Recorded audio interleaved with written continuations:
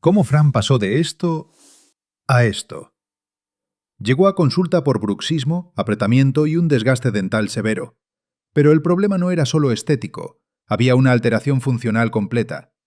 Detectamos inestabilidad oclusal, afectación de la ATM y una descompensación en las 3 dimensiones, vertical, transversal y sagital. Empezamos estabilizando con férula de descarga y topes oclusales. Después, planificamos un tratamiento por fases con alineadores. Fase 1. Reorganizar la mordida y recuperar estabilidad. Reevaluamos, ajustamos, optimizamos. Fase 2. Perfeccionar la oclusión y preparar la fase estética. Finalizamos devolviendo anatomía y armonía a los dientes desgastados. Estabilidad, función y salud articular. No fue solo una nueva sonrisa, fue recuperar equilibrio. Así es como Fran pasó de esto a esto.